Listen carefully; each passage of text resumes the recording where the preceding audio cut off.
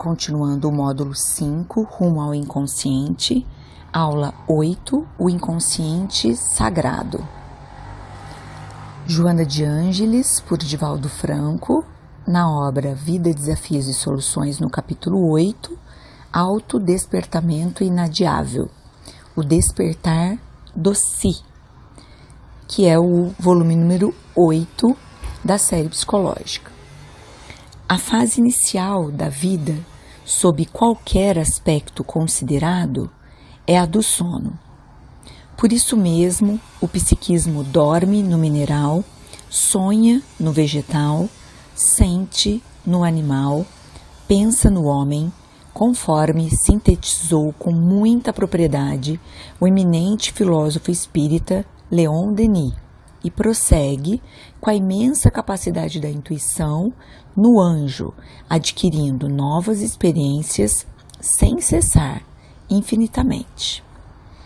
O ser está fadado à perfeita sintonia com a consciência cósmica, que nele dorme, aguardando os fatores que lhe propiciem o desenvolvimento, o contínuo despertar.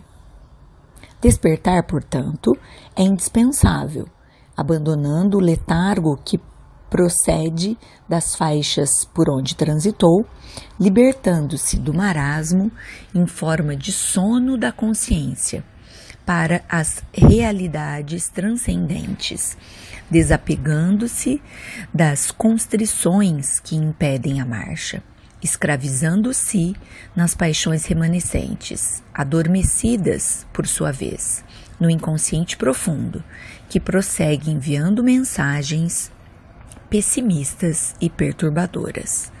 Conscientizar-se do que é e do que necessita fazer, de como conseguir o êxito, constitui para o ser chamamento urgente, como contribuição valiosa para o empenho da inadiável tarefa da revolução íntima transformadora.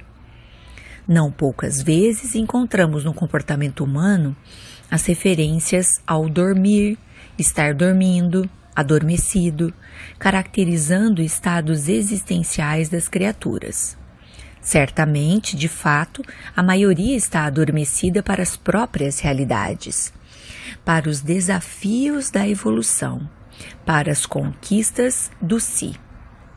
Imediatamente, apaixonada por interesses mesquinhos, mergulhada em sombras ou fascinada pelo doentio narcisismo, prefere permanecer em estado de consciência de sono a experimentar o despertamento para a lucidez. Portanto, para os compromissos em relação à vida e ao crescimento interior, que se lhe apresenta como um verdadeiro parto, no que tem razão.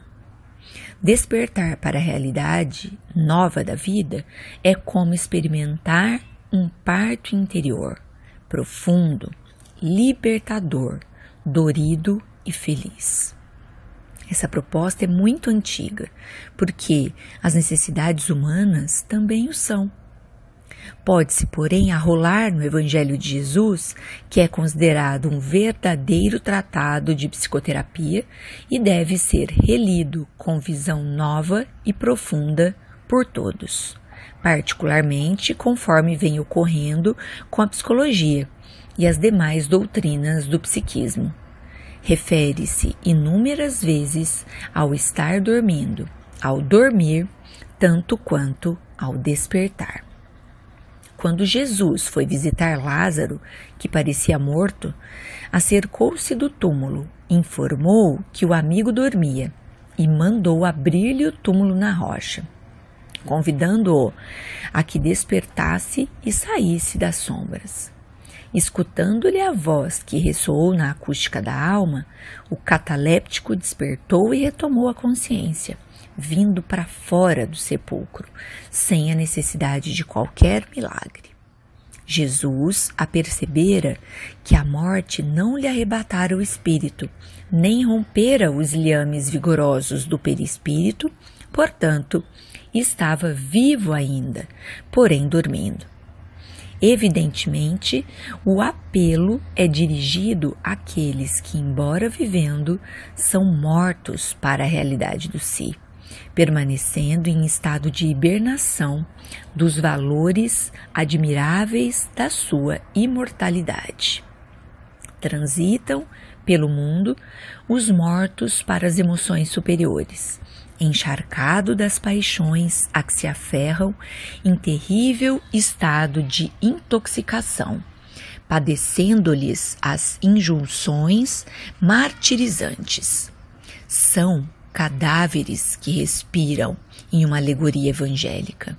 Sempre que convidados ao direcionamento superior, aos ideais de enobrecimento, ao agigantamento dos valores éticos, escusam-se e recusam cooperar, afirmando que a vida tem outros objetivos, empanturrando-se de alimentos e gozos que logo passam, deixando-os sempre vazios e esfaimados.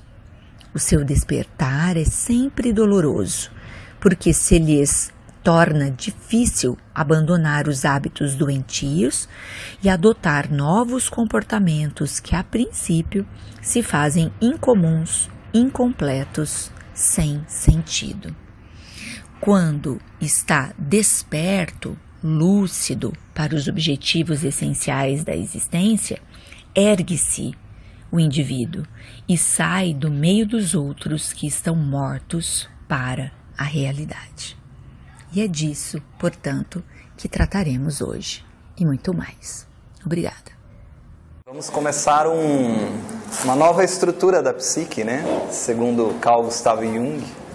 Finalizamos na semana passada algumas discussões sobre inconsciente coletivo, obviamente à luz do espiritismo. Então falamos de inconsciente coletivo e reencarnação. E vocês puderam perceber, acredito, como a gente pode ampliar muito a visão do inconsciente coletivo quando a gente aborda o espírito imortal e a reencarnação, né? E hoje a gente vai ampliar ainda mais essa visão do inconsciente coletivo com a estrutura que Jung denomina de self, né? Ou, que a benfeitora denomina, de o inconsciente sagrado. Muito bonito esse termo, né? Porque é realmente esse inconsciente maior, mais profundo, mas que representa a totalidade, a divindade em nós. Então nós vamos conversar um pouquinho sobre ele. Temos que fazer isso como a gente vem fazendo, com muita calma, devagar, para a gente entender a abordagem que a benfeitora se utiliza. Até porque, sobre self, a benfeitora Joana de Ângeles nos traz na série psicológica 5 abordagens diferentes. Então nós vamos ter que entender quais são essas 5 abordagens, esses 5 entendimentos, essas 5 compreensões de self, que na verdade partem todas elas para um mesmo objetivo, né? Mas que permitem a gente compreender o self sobre essas perspectivas. E a gente vai discorrer sobre isso aí ao longo desses nossos encontros, né? Para a gente começar a falar de self, vamos começar definindo então self, né? Eu trouxe uma foto boa para a gente definir self. Mas não é desse self que a gente está falando, tá? A gente está falando de um self sem o I e o E, né? Porque selfie com IE é uma fotografia que alguém tira de si mesmo, né? E não tem absolutamente nada a ver, aliás, é o oposto da ideia de selfie. Né? Então, selfie, sem o I e o E, self, assim, né? Deriva do inglês, né? Significa, da palavra inglesa self, que significa próprio, auto, si próprio ou si mesmo, né? Essas poderiam ser as traduções dessa palavra. E self, então, vai falar de uma realidade muito maior em nós. Uma realidade que é muito maior do que a realidade temporária do ego, né? Eu acho que isso, acredito, já está bem claro para nós, né? Que o ego é uma realidade, mas é uma realidade transitória. Uma realidade, uma fantasia que nós criamos por um tempo para o objetivo maior, que é desenvolver essa realidade maior nossa, que é o espírito imortal, né? Como o Vani muito bem comentou um dia aqui no início aí do estudo. Então, essa realidade maior que o ego, maior do que o ego, que corresponde a realmente quem nós somos, né? Estamos ego temporariamente para evoluir quem nós realmente somos. Então, por aí a gente já começa a perceber o que é self para a doutrina espírita, né? O que é aquilo que é em si mesmo? O que é que me compõe, que é em si mesmo? O espírito, né? O que é aquilo que eu tenho, que é o si mesmo, né? É o espírito imortal. Então, nós estamos temporariamente no mundo com um objetivo maior, que é aprimoramento do espírito imortal que há em nós, né?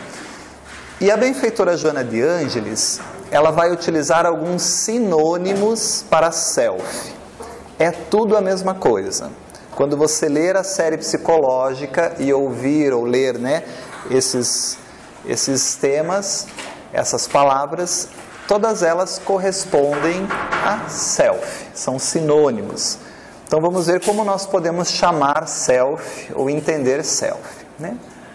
O inconsciente sagrado é uma delas. Então, quando a benfeitora fala de inconsciente sagrado, ela está falando de self, então ela está falando de espírito imortal. Mas ela usa alguns outros termos também. O próprio self, si mesmo, si, né? Então, o si mesmo, a grande personalidade. Então deve ter uma pequena personalidade. A pequena personalidade qual é? O ego, né? Então o self é a grande personalidade.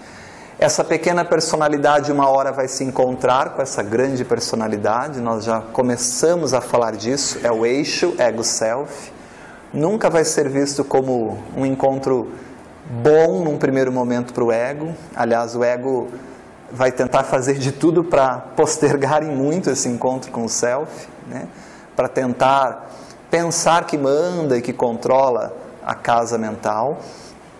Também ela utiliza Deus interior. Veja que bonito isso, né? Onde está escrita a lei divina? É uma pergunta que Allan Kardec faz aos espíritos em O Livro dos Espíritos. Onde estão escritas as leis divinas? E a resposta dos espíritos é muito interessante, muito oportuna, porque eles não respondem assim: está na Bíblia, está na Torá, está em tal livro ou tal livro. É algo muito mais amplo, porque se eles respondessem está na Bíblia, então quem segue uma linha de entendimento de Deus e compreensão de Deus que não se utiliza da Bíblia, estaria discriminado, excluído, né? E nós já vimos que o Deus é cósmico na doutrina espírita, não é um Deus tribal de uma religião, é um Deus do universo infinito. Então os espíritos tiram essa noção que até então se tinha de que aquele livro sagrado representa a palavra divina e quem não segue aquilo está perdido, né? Como um detentor de um poder, de um conhecimento, de uma autoridade.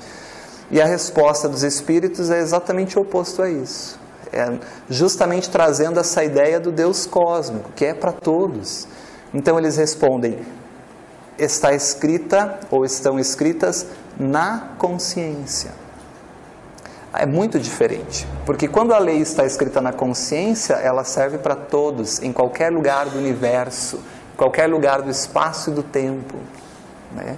Muito mais a ver com o conceito espírita de Deus, com a ideia espírita de divindade, né? Esse Deus universal, essa causa primária. Só que a gente pode fazer uma confusão aqui, porque nós estudamos consciência como aquilo que traz para nós o entendimento da nossa realidade material, que nos situa no mundo, que interpreta e percebe o mundo, e que tem um centro organizador dessa consciência, que é o ego. Então, quando os espíritos respondem na consciência, numa análise superficial, nós podemos pensar que eles estão se referindo a essa consciência egóica. Mas não pode ser essa consciência egóica, porque nós vimos que o ego é transitório, né? É temporário. Eu desencarno e essa consciência egóica ela se desintegra para integrar uma consciência muito maior que é imortal, que é a consciência coletiva do espírito imortal. Então, eles estão se referindo a uma consciência que é muito maior do que a consciência do ego, que é a consciência atemporal, uma consciência permanente. Então, essa resposta já nos traz uma ideia de que há duas consciências, didaticamente. Uma consciência temporária para interagir com o mundo, limitada, finita, e uma consciência maior, atemporal, ilimitada, infinita, que permanece como herdeira de tudo que o espírito conquista, que é o próprio espírito. Então, essa consciência que eles dizem, e se refere ao espírito imortal, né? E essa consciência, se tem as leis divinas, ou seja, se as leis divinas estão registradas no espírito imortal, isso é natural, porque quando Deus cria o espírito, nós trazemos essas leis em nós, esse DNA divino que nos torna originários do Criador, né? Por isso nós temos a ligação com o próprio Deus. Por isso, o culto e o relacionamento a Deus é comum em todos os povos, em todas as culturas, independentemente da época histórica. Desde que o ser humano, desde que a espécie humana é a espécie humana, há o culto a algo maior, que é uma ligação com esse Deus, né? Já que nós somos criados por Deus. Por isso a lei de adoração é uma lei. Então, se nós trazemos esse DNA divino em nós, está em nós essa imagem divina, essa imagem de Deus em nós, essa característica de poder ser como Deus, como num sentido didático, de eu poder desenvolver tudo aquilo que Deus me deu no momento da criação como potenciais a serem desenvolvidos. Então é isso que a benfeitora se refere quando ela vai chamar esse self também de Deus interior ou de imagem de Deus. E é nesse Deus interior, nesse self, nessa consciência maior, atemporal, permanente, que as leis divinas estão registradas. Por isso que eu posso passar imune às leis humanas, mas em desencarnando eu levo comigo no self, no espírito imortal, o registro da transgressão. E no mundo espiritual, essa consciência maior me acusa, né? E aí o livro Céu e Inferno, Allan Kardec desdobra isso muito bem, né? Outra confusão também, que os autores comentam, eu li agora muito recentemente, eu estava comentando com o André, que eu não consigo me lembrar onde foi, da confusão da consciência como mente, né, como a nossa mente. Então, as leis de Deus registradas na mente, mas aí é algo físico. É algo físico. Não faria sentido se a gente fosse pensar na justiça divina, porque aí alguém que tem alguma lesão cerebral ou que fica vinculado apenas ao corpo físico, né, o espírito ao corpo físico, Perfeito. Mas sem a ligação do cérebro propriamente dito, por exemplo, uma morte encefálica ou uma condição de idiotia ou qualquer coisa assim, estaria então sem esse registro de Deus, né, sem esse registro de Deus.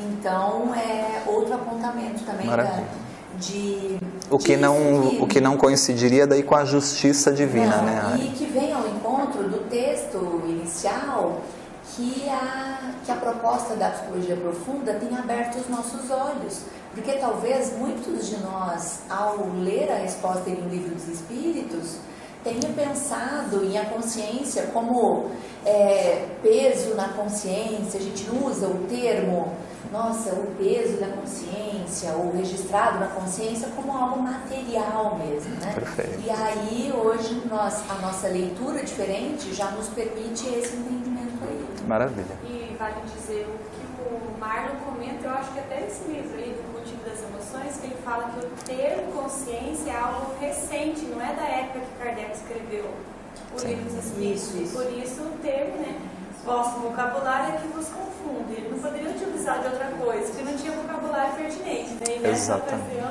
não se falava de consciente, inconsciente ou outra.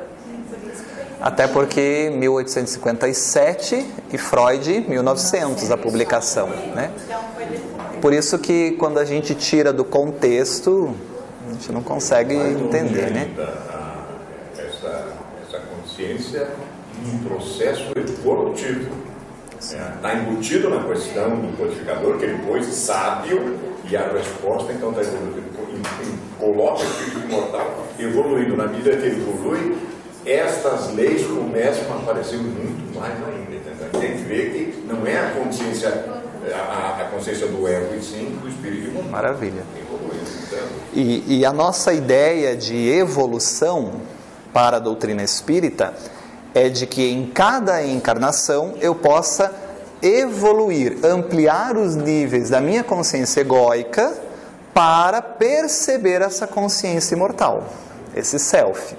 Então, se a gente lembrar daquele conceito que nós trabalhamos do ego como um holofote, então em cada existência eu troco a bateria, deixando esse holofote mais luminoso, ele ilumina mais a escuridão do inconsciente, mas percebe gradativamente essa consciência divina, esse self em nós, e vai se relacionando com ela, né? Então, a imagem de Deus, o eu profundo, porque o eu superficial é o ego, né? O eu interior, porque o eu exterior é o ego. O inconsciente sagrado, ou o eu permanente, porque o eu temporário é o ego. Perfeito? Então, falar de self é descobrir que há um eu que transcende ao ego. Isso é muito importante, né? Que é um eu que é a verdadeira essência do indivíduo, que é o próprio espírito imortal. Uma personalidade que não é temporária, como nós falamos, que é permanente, que representa esse potencial mais pleno de tudo que eu posso vir a ser, mas que depende de mim desenvolver. Como sementes que estão ali latentes, mas que também eu posso ter as melhores sementes, e são as melhores sementes, porque são divinas. Mas eu posso colocá-las num terreno inadequado para a germinação daquela semente. Num terreno pedregoso, num terreno não fértil, num terreno espinhoso, num terreno psíquico em que o ego se acha o dono de toda a estrutura e não se relaciona com esse self. E aí essas sementes levam um tempo maior, demoram mais para germinar, mas irão desenvolver e germinar, porque é uma fatalidade nossa, sermos espíritos desenvoltos em todas essas sementes e essas potencialidades que Deus nos cria para ser. Okay? O self é o nosso destino existencial. Representa esse impulso que nos leva à fatalidade da criação, que é sermos perfeitos. Compreendemos isso? Perfeito? Estamos começando a discutir, a conversar sobre essa ideia de self, que para nós podemos traduzir muito bem como espírito imortal, na visão espírita, né? Quando Jung lança ou desenvolve esse conceito, naturalmente ele não cria isso do nada. Jung vivencia a experiência do self, né? Principalmente após a sua separação, as suas dissidências com Freud. Ele passa por um período muito conturbado, onde ele trabalha esse processo interior, e Jung vivencia Isso que ao longo do tempo, ao longo da sua teoria, ele vai elaborando como esse arquétipo, esse impulso do inconsciente coletivo, esse potencial que impulsiona o ser para os potenciais criativos, para a plenificação, para a individuação, né? Mas quando Jung desenvolve esses conceitos, ele é muito criticado quando ele apresenta esse conceito de self, né? Ele foi criticado não só por religiosos, mas também por cientistas, né? Os religiosos acusavam Jung de tentar reduzir Deus a uma mera função psicológica, né? Mas como assim? Acabou com Deus? Destruiu Deus? Então Jung é um herege para os religiosos, né? E os cientistas, estudiosos na época do materialismo, das estruturas, né, diziam e criticavam Jung, acusavam-no por tentar substituir a ciência por metafísica. Bom, mas ele está falando então agora de Deus, de imagem de Deus dentro de nós. Isso aí não é científico, isso aí é transcendente, é metafísico. Então você é um ocultista, você é qualquer coisa menos cientista. Então, para os cientistas, Jung não era um cientista, porque falava de coisas que não dava para ser mensurada nos laboratórios experimentais cartesianos, né? E para os religiosos era um herege, porque transformava Deus numa função psicológica. E como nós vimos, a ciência foi evoluindo, né?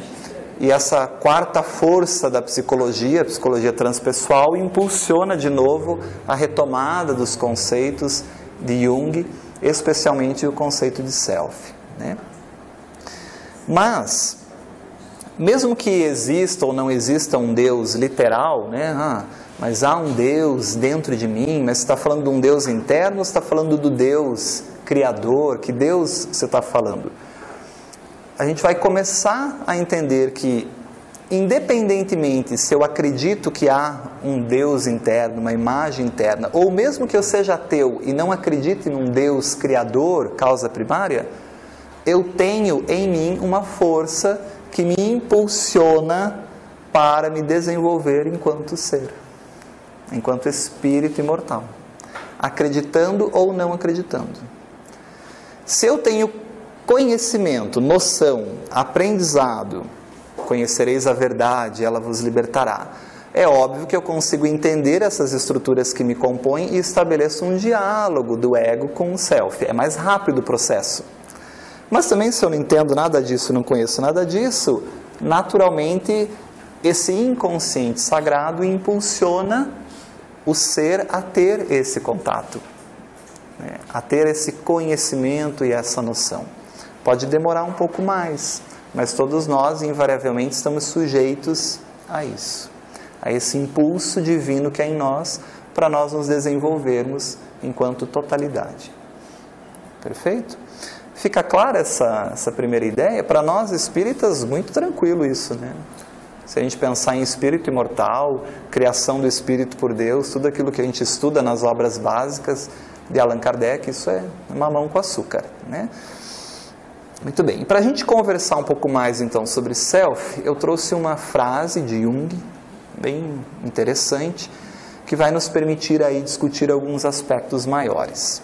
Então Jung diz assim no livro A Natureza da Psique: a alma encerra tantos mistérios quanto o mundo com seus sistemas de galáxias, diante de cujas majestosas configurações só um espírito desprovido de imaginação é capaz de negar suas próprias insuficiências.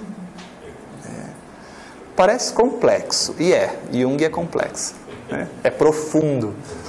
Mas Jung está dizendo que a alma é tão profunda, tão complexa, que há tantas coisas que nos compõem, quanto as galáxias, tão profunda e complexa quanto o universo, que só mesmo se eu tiver muito pouca imaginação para eu achar que eu já estou pronto, já estou pleno, que eu sei tudo, que eu posso tudo, que eu realizo tudo. Que, aliás, é uma visão, muitas vezes, de quem está norteado pelo ego, né? O Hanan, né?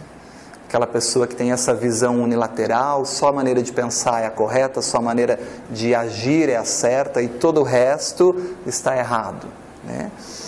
Então, esse nosso mundo interno, diz Jung, esse nosso mundo espiritual, ele comporta uma realidade que é extremamente rica, extremamente profunda, e da qual a gente não consegue ter acesso integral com a nossa consciência temporária, ego.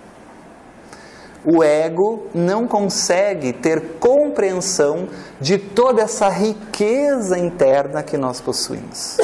É isso que Jung está basicamente dizendo aí, perfeito? A nossa natureza, a nossa essência, aquilo que nos compõe é muito maior do que a gente é capaz de imaginar. Isso é claro para vocês? Posso colocar um conceito? Por favor. Do Evangelho Gnóstico. Jesus fazendo uma prece ao Pai. Graças te dou, Pai, por conseguires colocar tamanha riqueza nesta pobreza. Maravilha. Jesus, maravilhado pelo Pai, colocar isso, essa riqueza toda que somos nós, sim, nesta pobreza que é a esfera física. Perfeito. E quanto mais nos parece que a ciência evolui e descobre, mais se maravilha com a obra do Criador, né? Então, quanto mais a gente entra nos trâmites do funcionamento celular, mais a gente vê que há uma perfeição muito maior do que a capacidade humana sequer é capaz de compreender. É basicamente isso que Jung se refere no sentido de que nós, egoicamente, não abarcamos tudo o que somos enquanto self. Todas as possibilidades e potencialidades que temos em nós. Até porque a nossa consciência, ela é uma conquista muito recente na história da evolução, né? Se a gente pensar aí que temos alguns milhões de anos do processo evolutivo que essa consciência se estabelece, não é nada comparado ao próprio processo de evolução que tem bilhões, né? Então é uma conquista recente, é uma consciência, como a gente já comentou, que ela se dispersa muito. É uma consciência que não consegue manter a concentração, que não consegue manter o foco, que não consegue ter disciplina, que não consegue fazer muitas coisas ao mesmo tempo. É uma consciência que facilmente se altera, se perturba, né? Porque é uma consciência que está em construção, em elaboração, em desenvolvimento, né? E é uma consciência, então, que vai a cada existência se realizando, se melhorando, se potencializando, ou seja, esses holofotes que a gente vai melhorando, essas cargas que a gente vai melhorando nesse holofote, para cada vez poder mais despertar para essa realidade espiritual que há em nós, que é o Self, né? E esse é o objetivo da vida, a gente vai a cada existência melhorando e ampliando essa consciência, né? Mas a gente não consegue, por exemplo, imaginar o que é Deus. Vocês conseguem? Explica para mim Deus. A nossa consciência é muito pequena ainda para Deus. Explica a essência de Deus. Natureza íntima. A natureza íntima. Como Deus pensa. Como Deus age e controla os mais íntimos aspectos de cada um de nós. Nossa consciência ainda é incapaz para essas reflexões. Então é uma consciência que ainda está em processo. Eu só entendo o Haroldo no estudo do Gênesis que ele fala, não tem como a criatura absorver o Criador. Não dá. Porque Ele vai falar o que é isso. É impossível. É impossível. E isso nos traz uma humildade. Porque se não nos trouxer uma humildade, é isso aqui, ó. É só um espírito desprovido de imaginação, é capaz de negar as suas próprias incapacidades, deficiências, insuficiências. Nós não somos ainda tudo isso. Aliás, nós não somos quase nada. A gente acabou de ser criado por Deus, saímos do mundo primitivo, mundo primitivo, e estamos na segunda escola, mundo de provas e expiações. Quando Jesus falou, vocês sois deuses, né? Aí o cara falou, então, cuida aí, né? O ego. Isso aí. E quando o ego se acha Deus, é um perigo. É um perigo. E Emmanuel fala no livro Consolador que esse trecho ele remete exatamente a essas potencialidades que todos nós temos por ser centelha divina. Perfeito. Ele fala exatamente isso. E esses potenciais todos que nós temos intimamente, quais são? Como é isso? A gente não consegue ter noção com a nossa consciência ainda. Não conseguimos. Então, nesse exemplo que demos sobre Deus, a gente consegue tatear Deus muito perifericamente, muito de longe. Tanto que os Espíritos nos ensinam isso. Não queira, não perca tempo querendo entender a natureza íntima de Deus, a origem de Deus, porque isso não tem nem sequer como nós ainda explicarmos. Falta-lhe tudo, palavra, entendimento, compreensão, tudo ainda. Não dá. Agora, dá para tatear Deus, assim, perifericamente. Como? Os atributos, a lógica, a razão, né?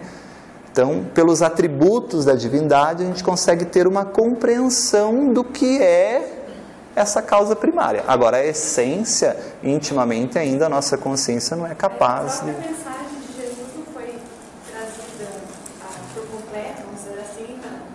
Porque nós não teríamos condições de absorver, imagina, absorver o Criador do universo. Perfeito. Ele diz para um discípulo, se tu me vê, meu querido, tu vê o Pai. Não adianta, sou eu. Eu sou o Pai. Não adianta. Ele queria que Jesus mostrasse o Pai para ele. Se tu me vê, meu Pai. Porque um espírito crístico como Cristo, ele já está em comunhão com Deus, né? Ele já adquiriu um nível de despertar consciencial que ele não tem mais sombra. Esse inconsciente todo é luz, é o estado luminoso. Então, esses espíritos, nós já vimos, estão em comunhão íntima com Deus. Então, se vê a Ele, obviamente, vê a Deus, né? Essa imagem, esse ensinamento que Jesus queria passar, né? Mas a gente não consegue... Diga. É até interessante, eu gosto muito, tem o CDzinho que trata da Gênese, do estudo da Gênese, quando da época do seu aniversário, e que o Cosme Massi trabalha filosoficamente explicando por que o capítulo 1 com o caráter da revelação espírita e não por que Deus vem no segundo capítulo. Meu Deus, teria que ter vindo no primeiro. E quando a gente começa a ler o caráter da revelação espírita, se Deus viesse antes dessa explicação, né, falando da parte progressiva humana e da parte imutável divina, ficaria bem mais complicado nós entendermos esse capítulo 2, né? Maravilha. Então é uma boa proposta de leitura também, excelente, né? Excelente. Porque a gente visualizava no grupo, quando estudávamos a Gênese, pessoas que surtavam tentando entender Deus pelo segundo capítulo da Gênese. Eu pensava, gente, minha limitação é tamanha. A gente chega até um ponto. Mais do que assim, aquilo, não adianta. Eu penso que até a própria explicação do capítulo 1... ela é perfeita para você. Exato. Com tanta sede ao pote de... Mas e isso, mas e aquilo. O caráter da revelação espírita. Maravilhoso. Para mim então, basta. Esses dois basta.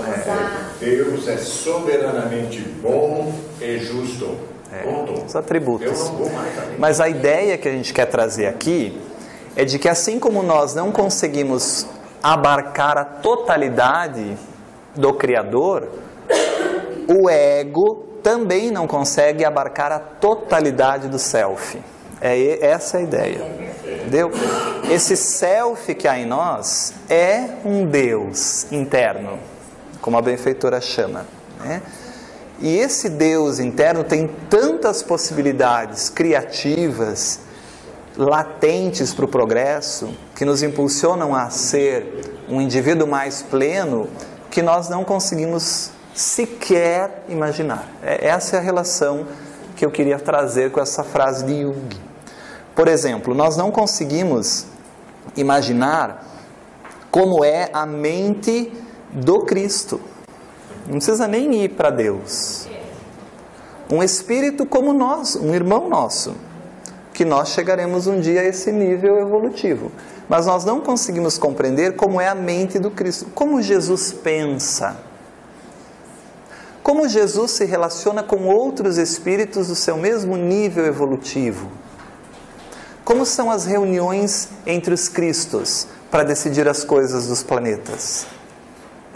Nós não conseguimos ainda abarcar essa possibilidade toda, né? Como que é a relação de Jesus com Deus? Porque Jesus, sendo Espírito puro, crístico, tem um contato íntimo com Deus. Sintoniza. Então, a gente se perde nisso, né? A gente não consegue compreender essas conexões que eles estabelecem entre si. A gente não consegue compreender a que nível essas consciências foram tão ampliadas a ponto de abarcar agora sim todo o self. Mas isso é uma construção. É uma elaboração da consciência para chegar ao entendimento pleno do self, do espírito imortal, de tudo que existe em mim. Vocês começam a perceber por que não existe coitadinho no mundo? Nós já falamos disso antes. Mas no conceito de self, isso acaba por vez. Então esse discurso de ó vida, ó céus, a benfeitora vai nos dizer, não é bem por aí. Aliás, esse é um discurso de um ego que está desconectado com essa possibilidade toda, que nos dá inclusive as possibilidades resolutivas, para isso que o ego não consegue enxergar, não consegue ver, não consegue resolver. Então nós somos filhos do Criador e somos herdeiros do universo. E temos todas essas possibilidades dentro de nós, nesse self. Mas o ego não percebe ainda, vai perceber. Então nós também não conseguimos perceber esses recursos, essas possibilidades internas que estão latentes desde o momento em que Deus nos cria, enquanto espírito imortal, estão ali, mas em semente, aguardando a possibilidade da germinação, do desenvolvimento que é pessoal e intransferível. Se você desenvolveu uma compreensão sobre a vida, que te leva a uma paz, a uma tranquilidade, a uma visão do mundo mais leve, é sua conquista. Você não passa isso para os seus filhos. Você não doa isso para quem você ama. E nós já trabalhamos esse conceito na parábola das 10 virgens, quando nós trabalhamos isso. Então, ao mesmo tempo que tudo está aí, exige um esforço pessoal para desenvolver.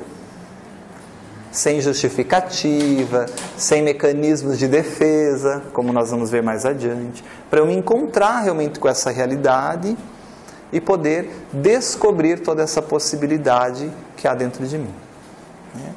Então, falar de self é falar um pouco disso, de tudo isso, de toda, poder tocar um pouquinho nessa realidade maior que há em nós, através dessas forças, desses impulsos ou arquétipos que nos levam, que nos configuram enquanto espírito a sermos perfeitos. E que é uma lei divina. Deus determinou que é assim, nós vamos ser perfeitos. Também, se quisermos reclamar, tem que pegar a senha e interagir direto com Deus para ver por que é assim. Tem que ser presencial, né? Parece-me que sim. Não adianta usar de médium, tem que ser... E aí a gente vai ter que desenvolver toda essa consciência para poder fazer a comunhão com Deus, e talvez quando a gente fizer a comunhão com Deus, a gente jogue a senha fora porque entendeu o processo. Então falar de self é falar que há um Cristo em nós. É isso que a benfeitora quer trabalhar. Falar de self é falar que há a possibilidade de sermos deuses, num sentido simbólico, né? É falar de que temos potenciais que nós não conseguimos perceber nessa temporalidade do mundo, que nós não conseguimos abarcar e ter noção desse Cristo em nós com a visão pequena ainda do ego que há em nós, né? De tudo que nós somos capazes de fazer. A gente não consegue. E um exemplo claro disso é quando nós vemos realmente pessoas que vivenciam, experienciam situações de muito sofrimento, muita dor, e ao final do processo é que essas pessoas dizem: não achei que eu tinha tanta força, nem eu sabia, mas tinha. Porque o ego não percebe toda essa possibilidade que há. O ego não percebe esse Cristo que há em nós. Se assusta muito fácil. Se assusta muito fácil. Então, devagarzinho, a gente vai percebendo isso. E Jesus nos ensinava muito bem sobre esse potencial íntimo que nós temos em nós. Que é como você trouxe muito bem, né? Jesus dizia: vós sois deuses. Esse é o sentido psicológico. Há dentro de nós um Deus que quer se desenvolver. E quanto menos o ego atrapalhar esse processo, melhor. Mas para o ego atrapalhar menos esse processo, a gente tem que fortalecer esse ego, torná-lo mais forte para se relacionar com esse Deus, né? Então, no sentido psicológico, vós sois deuses, Jesus se refere a essa força interna, esse impulso direcionador da nossa vida psíquica, da nossa vida espiritual, desse impulso nosso para uma meta, para um objetivo, que é o objetivo de nós nos plenificarmos, de nós sermos o Cristo, de nós irmos nos realizando pouco a pouco, de degrau em degrau, de encarnação em encarnação, a ponto de termos uma comunhão com Deus. Essa é a fatalidade que nos aguarda. Um dia todos nós seremos anjos, né? Entendendo o anjo como esse espírito que galgou todo o processo, né?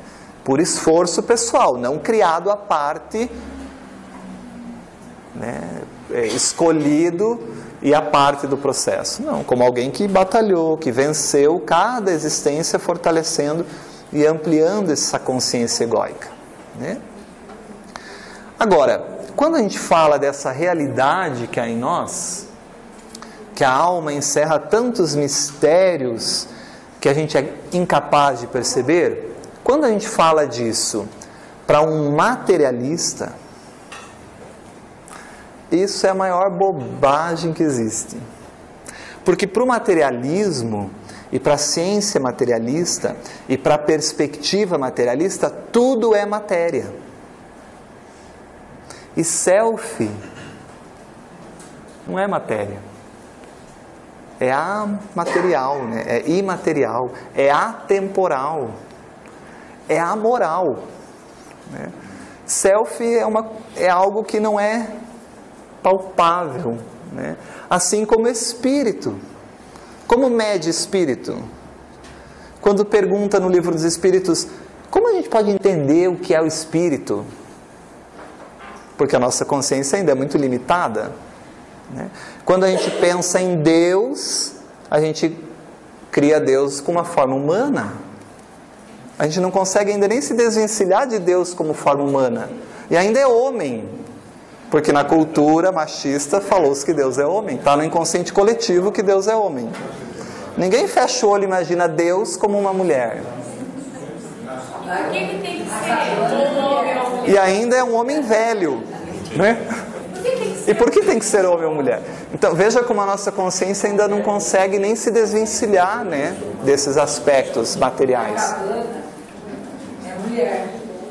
Na cabana é mulher. Justamente para quebrar com esses paradigmas, né?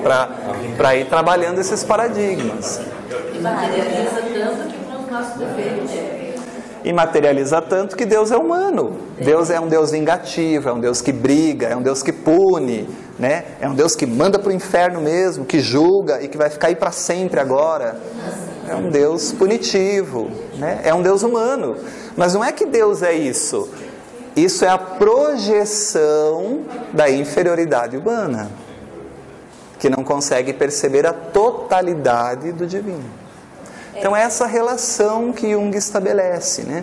O que eu acho interessante, estava conversando com a Adri, de quanto ele é imaterial, ao ponto de pensarmos, né, meu self, como a gente tinha discutido, e o self que não é meu, é maior. Não é meu, maior, ao ponto de o meu filho que está tendo uma dificuldade em casa, se a mãe, o pai se tratam no sentido de olhar para si, o filho está sendo tratado, mas como assim? E aí, né, essa parte eu entrelaçada com essa parte nós. Então, sim, isso é muito bonito, né, de pensar nessa parte coletiva. Como que acontece isso? Eu me trato e você fica bem junto comigo? Eu olho para mim e eu influencio também a forma com que você me olha? Você se olha e me olha, por que não, né? Maravilha. Então, porque nesse inconsciente coletivo nós estamos aí envoltos. E na visão espírita, você imagine a modificação perispiritual, a modificação vibracional, as companhias espirituais que a gente agrega e, naturalmente, a influência que tudo isso exerce para aqueles que estão conosco. Você sabe que quando a gente estava conversando sobre o eu e o todo, eu fiquei pensando... Self pessoal e o impessoal. Eu fiquei pensando no Deus em mim mesmo, de o quanto... eu sou Deus e estou contido no Pai, entende? Exato. E não deixa de ser um pouco isso também, né, Adri? De eu sou eu e estou contido no outro, da mesma maneira que o outro é ele e está contido em mim. Será que a gente podia falar isso também? E foi tão interessante como o Jung chega nisso, que ele tem umas coisas malucas assim, da pedra, que aí ele ficava na pedra, sobre a pedra, dizia, mas eu sou essa pedra, ou essa pedra sou eu. Quer dizer, ele estava entrando nessa sintonia, nessa compreensão de que eu e o Pai somos um a partir do momento que há algo em mim que é coletivo e eu sou parte, eu sou uma individualidade, mas que tem uma raiz coletiva. Maravilha. Que acaba sendo uma só pessoa, né? Maravilha. E aí é muito lindo essa forma de vivenciar isso. O intuitivo, ele era altamente intuitivo. Ele podia ainda continuar essa provocação pensando o seguinte: quantas vezes nós, ao tomar algumas decisões, é como se algo externo, mas que está dentro, provocasse a tomada de decisão ou nos impulsionasse a fazer algo que a gente às vezes não imagina. Sim. Então parece que é algo fora. É muito interessante você pensar nisso. É meio louco assim, parece. Não é? Maravilha. E tudo está em tudo, né? Se nós pensarmos que o psiquismo divino emana do psiquismo divino o fluido universal, então tudo está em tudo. Então, eu sou uma individualidade, eu mantenho essa individualidade, mas eu também pertenço ao universo, a Deus, à coletividade. E esse é o aspecto do inconsciente pessoal e coletivo que a gente tentou discutir e trazer aqui. Então, assim, não existe ninguém deserdado do amor de Deus. Em nenhum momento. Todos estão inseridos, seja a pessoa transviada da lei de afeto e amor. Perfeito. Ou uma pessoa que se acha assim, mas não existe. Maravilha. Como diz o Rossandro Klinge numa das palestras dele, ele fala assim: Jesus fala de buscar aquela ovelha que pensa que pode se afastar do amor de Deus. Não tem pensa, como. mas não se afasta. Exatamente. Mas então, falar de tudo isso e de todas essas possibilidades na visão materialista é muito difícil, quase ou praticamente impossível. E é legal a forma como ele puxa, que ele fala assim, que o fato de eu não imaginar que haja algo regida por tempo e espaço, não quer dizer que isso não exista. Maravilha. E aí ele atrapa o materialismo da época. Maravilha. O fato de ter uma parte em mim que não seja matéria, e eu não acreditar nisso, não quer dizer que deixa de existir. Isso que é legal de fazer isso para a ciência. Trabalhava com verdade subjetiva. Porque tem coisas que não utilizava no diálogo materialista, mas verdade subjetiva. E se a gente puder definir materialismo, materialismo é uma doutrina. Doutrina é um conjunto de regras, conceitos que criam uma ciência, né? Então, uma doutrina que identifica na matéria e em seu movimento a realidade fundamental do universo. Então, tudo é matéria para o materialismo.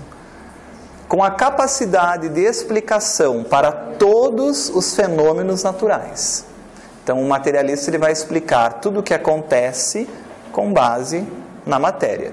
Não só os fenômenos naturais, como também os fenômenos sociais e o que nos interessa, os fenômenos mentais.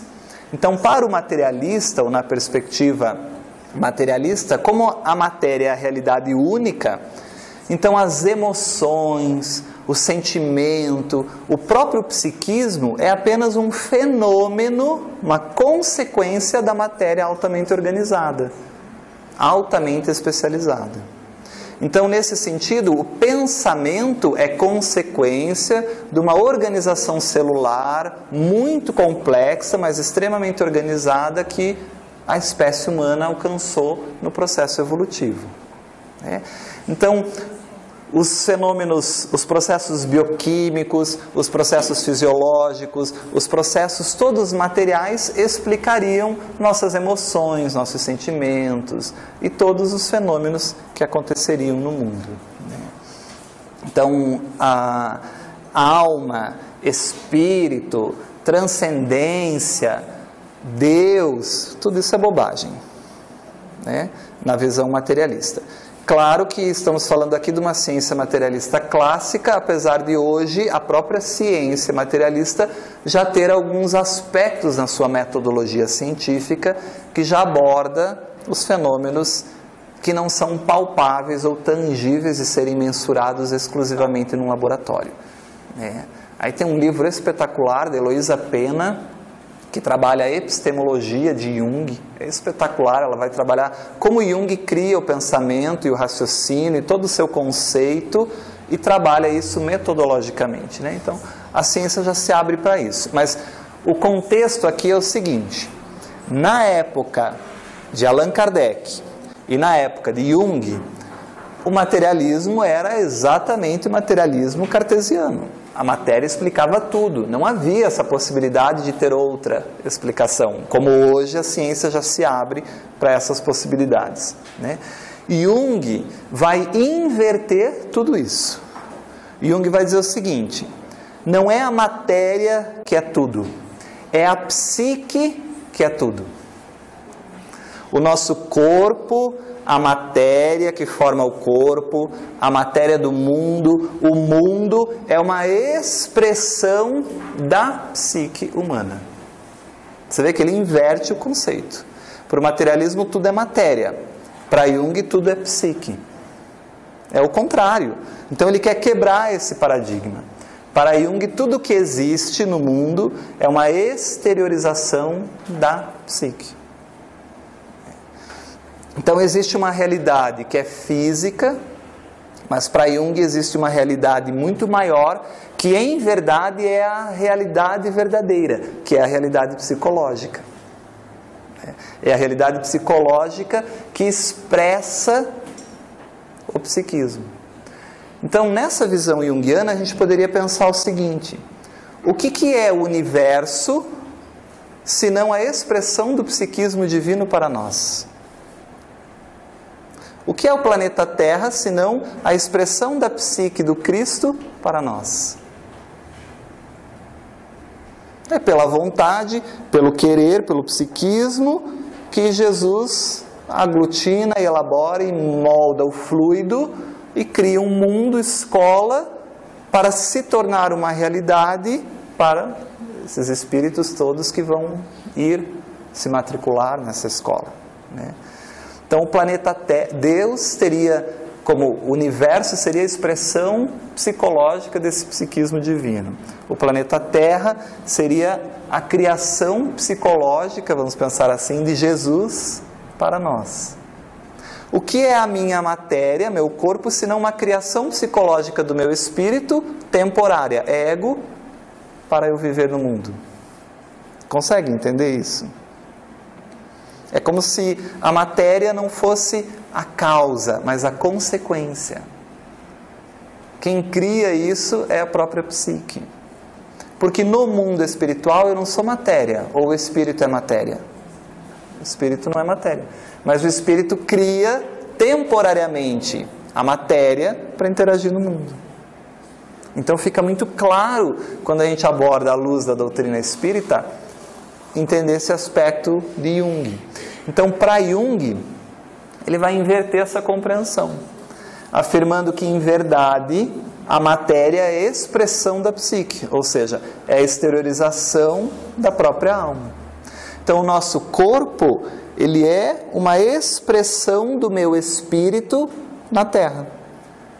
Claro que tem uma lei que rege isso, eu não posso expressar de qualquer maneira, tem uma lei de causa e efeito que controla esse processo, mas é uma criação maior, transcendente, é antes da matéria o processo, é isso que a gente quer trazer. A matéria seria consequência e não causa. Aí a gente entende no espiritismo o perispírito, né? O agente Perfeito. modulador da forma sendo plasmado por esse psiquismo, por essa psique. Perfeito. Então, o espírito plasma o corpo, essa matéria, com uma finalidade maior, que é para expressar as suas possibilidades, se desenvolver no mundo. Mas uma vez não necessitando mais dessa matéria, o que acontece com ela? Se desintegra, no sentido de que ela é reaproveitada no fluido, para outras constituições, para outras composições. Não necessitando mais do corpo, o corpo se desintegra. Né? Mas quem moldou o corpo, a origem, a causa, que é o espírito, permanece. Então tem muito sentido isso que Jung nos traz. Na visão espírita, mais ainda. Porque a gente entende que é o espírito o agente causal. E tudo que acontece no mais é a consequência do processo, do fenômeno. Né? Fica claro isso ou confunde muito? É o contrário da visão materialista, né? Então a vida física, ela só acontece porque é uma vida psicológica. A vida física, ela se concretiza a partir da psique. É o contrário do que o materialismo diz, né? Eu tenho uma psique e isso cria os mecanismos materiais para que eu possa desenvolver isso. E quem cria isso? O self, o espírito imortal. Nós vimos que quem cria a consciência? O ego. Da onde surge a consciência e o ego? A partir de quê?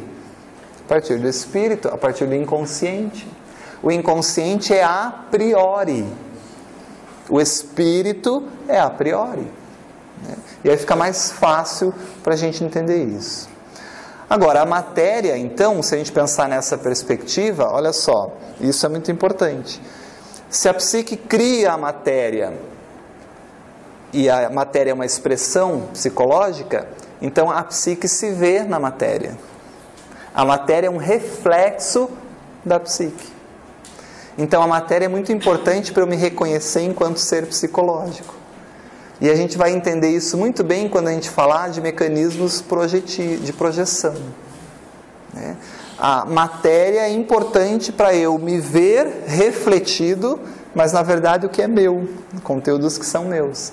Para eu tentar ter acesso, para eu buscar, para eu ganhar níveis conscienciais e me relacionar melhor com esse self, com essa possibilidade. Perfeito? Então essa ideia de Jung é importante. Essa inversão em relação a que matéria explica tudo e matéria como consequência de algo maior que é o self, o espírito imortal, que o espiritismo trabalha muito bem, né? Então eu disse a vocês que nesse conceito de self a benfeitora trabalha 5 abordagens aí ao longo da série psicológica. Então nós vamos começar a ver essas abordagens que são importantes para o que o self vai nortear no nosso caminho do autodescobrimento.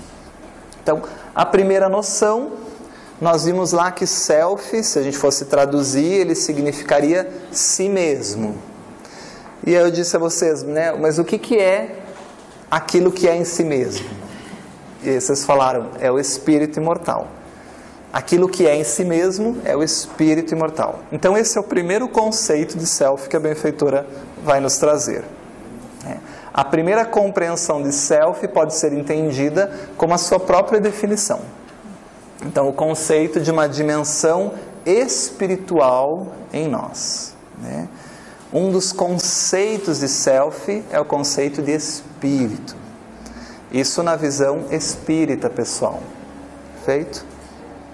Reconhecer que há em nós uma dimensão espiritual, reconhecer que somos um espírito imortal, tomar consciência dessa realidade, o que é muito diferente, tomar consciência de que a gente é um espírito imortal, dessa essência e viver de acordo com ela. Essa é uma proposta da benfeitora para esse self. Porque entender que eu sou um espírito imortal, intelectualmente é uma coisa. Vivenciar a vida de acordo com esse entendimento é completamente diferente. Porque a partir do momento que eu entendo que isso aqui é usufruto para algo maior que é o espírito, isso implica em mudanças comportamentais muito importantes na nossa vida. Muito importantes. Desde a valorização que a gente dá às coisas materiais, do apego que a gente tem às coisas materiais, da significação que a gente dá a algumas coisas no mundo. Então a benfeitora vai nos trazer essa proposta inicial de que a gente tem uma realidade mais superficial, essa realidade vinculada à imagem, que a gente já estudou, essa realidade vinculada à matéria, à consciência do ego, que é o próprio ego, né? Essa fantasia que o espírito cria para interagir com o mundo, mas é uma criação do self, do espírito. Então a matéria é consequência do processo, como diz Jung, né? Mas que ao mesmo tempo há algo maior em nós. Ao mesmo tempo há uma realidade transcendente, que nós não somos essa imagem do ego, que nós não somos aquele papel que a gente representa na nossa família, que nós não somos a nossa profissão, que nós somos muito mais do que isso. Aliás, uma hora nós vamos ser convidados a abandonar toda essa ilusão do ego, né? E se você vive muito aflito com as coisas do mundo, não tem tempo para nada, o mundo é mais importante, a sua agenda está lotada até 2018, chegará uma hora que alguém vai bater na sua porta e vai dizer, cancela tudo, você vai voltar. E aí, se eu estou muito sintonizado com esse mundo, é um sofrimento muito grande eu ter que abandonar tudo isso. Às vezes eu não abandono, né? Fico apegado ainda nesse processo, dificultando a desencarnação, a desligação o desligamento desse perispírito do corpo, né? Essa semana eu vi uma conceituação de morte. Me devolve esse corpo que é meu. Faz sentido. É meu. Então a primeira ideia que a benfeitora nos traz é entendermos que há uma realidade profunda em nós e a gente podia parar por aqui, porque só entender que nós somos espíritos imortais já leva a uma modificação muito grande no nosso comportamento, em relação a se sentir ofendido, a se sentir magoado. Se nós entendemos a nossa origem, a nossa procedência, se nós entendemos qual é a finalidade nossa no mundo, então não tem mais espaço para alguns comportamentos egóicos em nós, como a mágoa, o ressentimento, achar que aquilo ali é a maneira mais correta de agir, que a sua maneira de pensar é sempre a melhor, querer controlar tudo, todos e tudo que acontece. Aliás, o que é um grande sinal de adoecimento psicológico. Então, isso é uma realidade muito importante para ser refletida por nós, né? desidentificar-se, diz a benfeitora, desses aspectos do ego, porque nós não somos isso, nós não somos. Se você vive exclusivamente para os seus filhos, uma hora você terá que deixá-los. Se você vive exclusivamente para uma situação da tua vida, uma hora você será convidado a abandonar aquilo. São desilusões que a gente vai tendo na vida, convites desse self para esse ego olhar para uma realidade maior que se apresenta. E aceitar a ida também, né? Porque aí aquele que ficou principalmente pode isso, não ter noção, porque o despertamento muitas vezes é demorado, né? Perfeito. De você não fazer o seu luto de uma forma correta. Sim. E até o momento que você se desperta, que na verdade você estava com raiva ou revoltado porque você se sentiu abandonado, né? Porque como que a pessoa te deixa aqui e vai? Perfeito. Né? Então são as possibilidades. Que é uma desidentificação do ego com o self. É um entorpecimento do ego pelo mundo, né? Então, como é que eu posso, como é que Deus é esse que tira meu filho de mim tão cedo, porque não é o papel natural? Eu penso que para nós espíritas a armadilha é maior ainda, porque pra gente, a hora que vem aquela revoltinha, a gente vai, botar lá para baixo, porque eu sou espírita, como que eu vou ficar revoltado com Deus? Me disseram que eu não posso. Daí é pior ainda, porque reprime e adoece.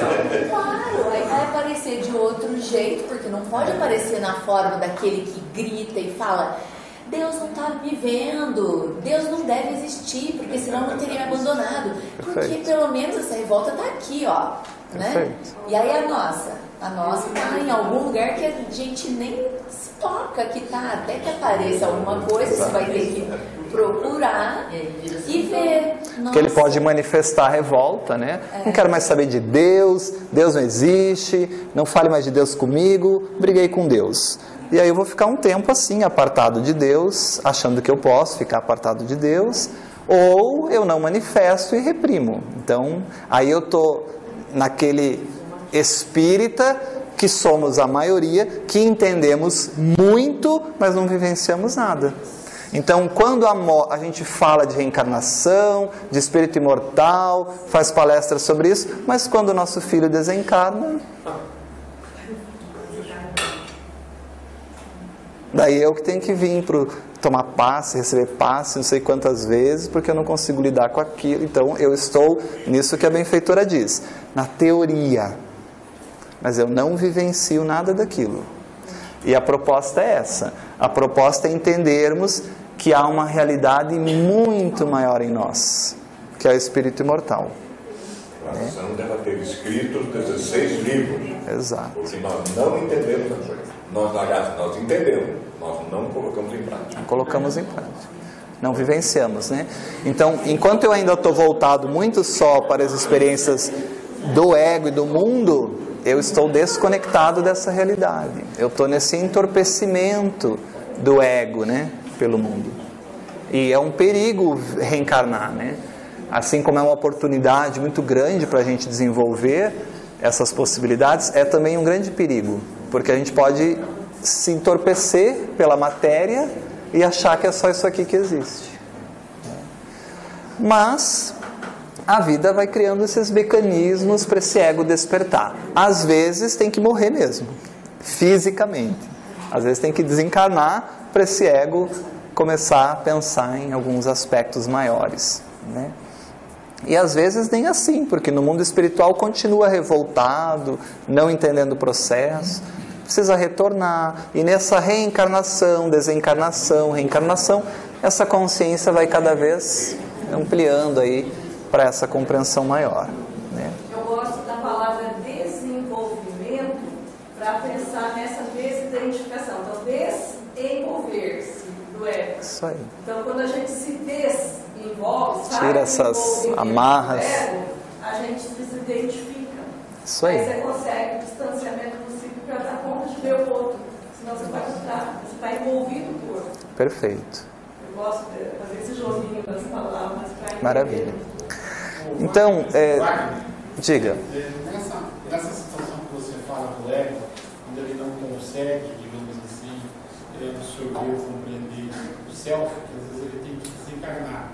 Há uma passagem no livro Os Mensageiros de André Luiz, que ele vai numa coluna espiritual, ela bem no final do livro, onde eles vão participar de uma oração, onde existem espíritos que estão dormindo no plano espiritual. Sim. Eles não suportam acreditar que existe a vida, né? E daí, quando alguns deles são, digamos assim, acordados pela espiritualidade superior, eles saem em grito, em desespero. É o ego que foi tão forte que bloqueou. Quanto mais a gente está envolto por essa temporalidade, né? Quanto mais esse ego está enlosando esse espírito, mais identificado com isso eu estou. Mas eu não sou isso. Então eu desencarno, eu não sou o Wagner. Mas eu estou tão identificado com o Wagner que eu vou continuar sendo Wagner. Por quanto tempo? Depende dessa identificação. Quanto mais intensa for essa identificação, mais tempo isso demora. Para você ter ideia, a literatura espírita é vasta nessas experiências, as próprias obras de André Luiz, mas a gente tem conhecimento aí do que o próprio André Luiz nos traz e outras obras, e aí ao mesmo tempo olha o amor divino no processo. As pessoas que acreditam, então, que ao desencarnar vão para tal lugar, né? Então ao desencarnar eu vou para o céu, e eu acredito nisso, eu sou uma pessoa boa, né? E eu estou identificado com esse aspecto do ego em mim. Então Deus é tão amoroso que existem espíritos do mundo espiritual que acolhem essas pessoas e que plasmam um mundo espiritual, manipulando o fluido, com um mundo espiritual que vai parecer para aquele espírito que é o céu. E ele vai ficar ali.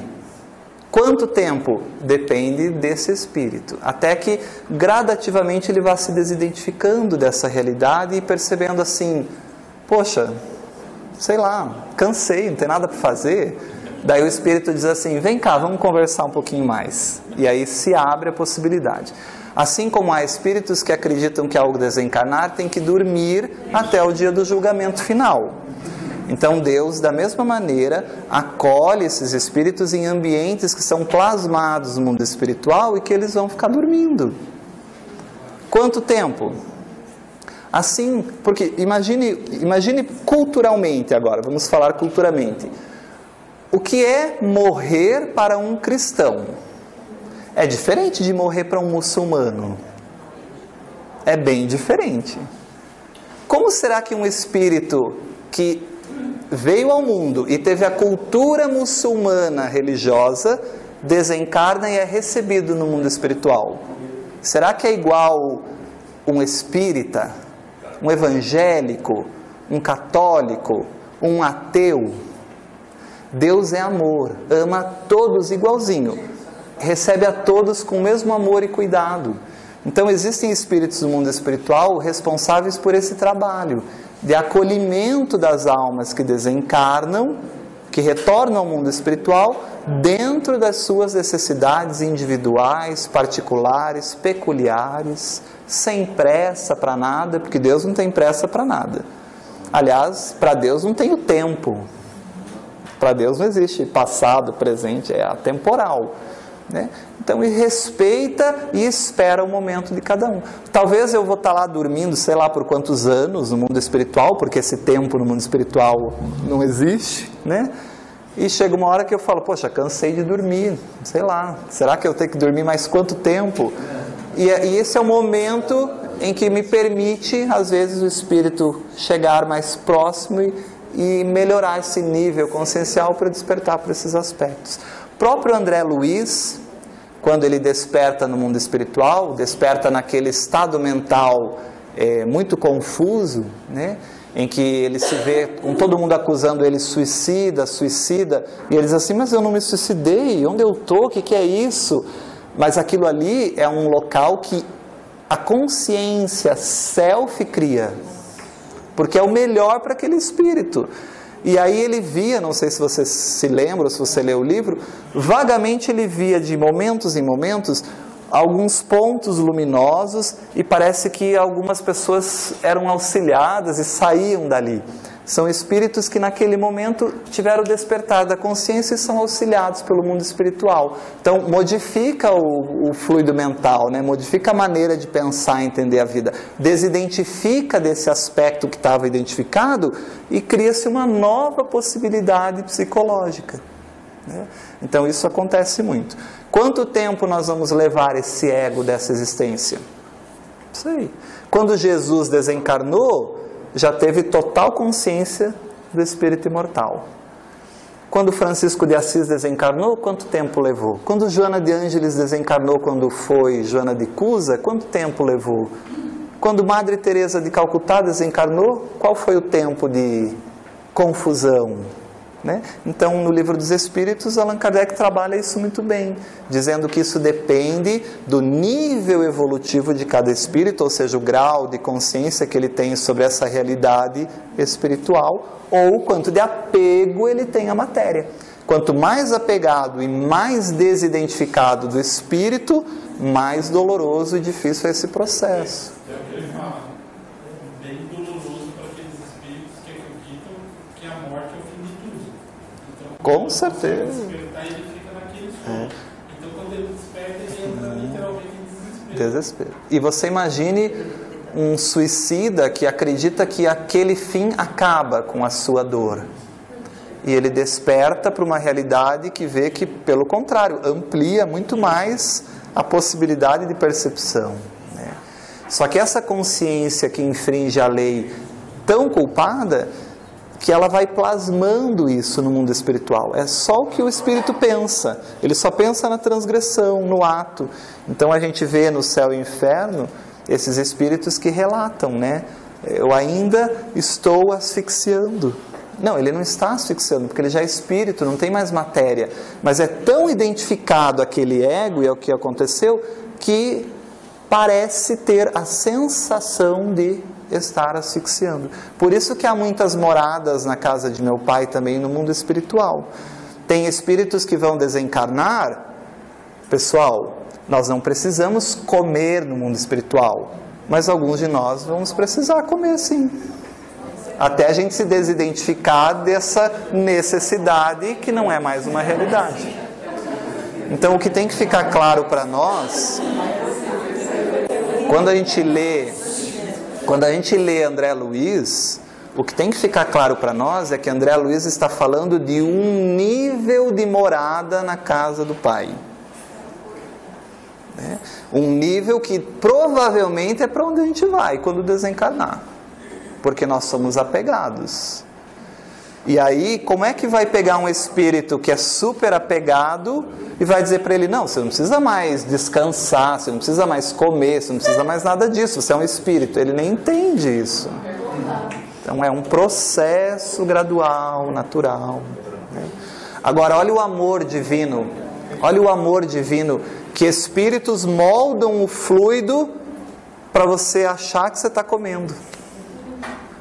É tanto amor do Criador, que é como se pensasse assim, já que o Wagner precisa comer e tomar, plasma aí no fluido algo para ele achar que se alimentou, enquanto essa consciência vai se desidentificando da matéria e se identificando com a realidade espiritual. Né?